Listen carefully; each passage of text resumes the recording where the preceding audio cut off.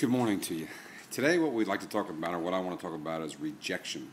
Eating rejection is a daily diet. We all know that in sales, for us, we close, the national average is 1 out of 3.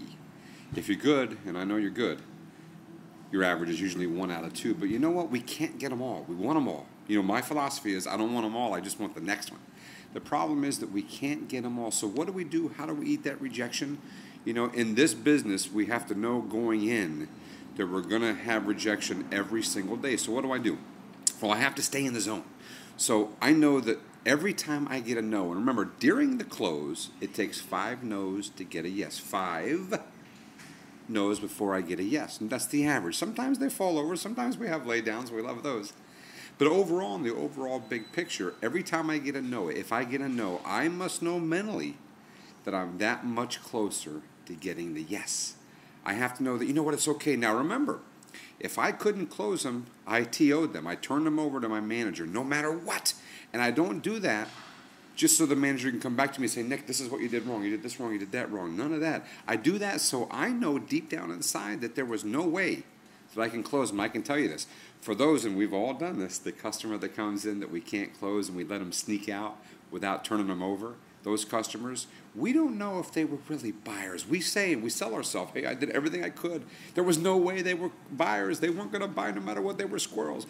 But I tell you what, if I do TO it, and if they TO it a second time and they don't buy, it's kind of a good sense deep down inside that you know you did everything you could and they weren't buyers. Because you couldn't close them, he or she couldn't close them, who you TO'd them to, someone else couldn't close them, they weren't buyers today no matter what. Remember, sometimes buyers don't always tell the truth. It's not that intentionally they lie. Let's say that. We want to say that because this is all public, right? Sometimes they don't understand what they're saying, we'll put it that way. So we have to understand that no matter what we do, sometimes we can't close them all. But just know, every time you miss one, you're that much closer to the next one. You're going to get another one. The thing is you have to keep doing the same thing. I had a salesman say to me the other day in a meeting, and you know who you are. Well, I'm doing exactly what you're saying, but I'm just not getting them. I'm not getting them. I'm not getting them. Well, the guy sitting next to you is getting them. It's all in numbers. 1 out of 2. If you're good, good.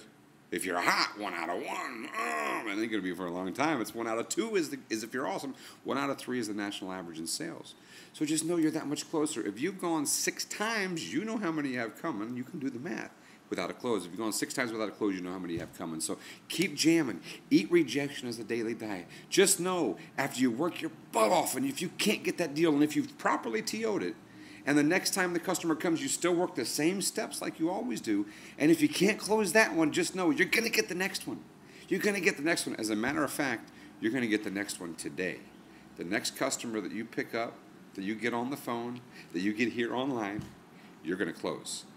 And if you can't close them, you're going to TO them, and they'll close them for you. So here's what we want to do. Rock and roll today. And remember, get them all. Let's go, people!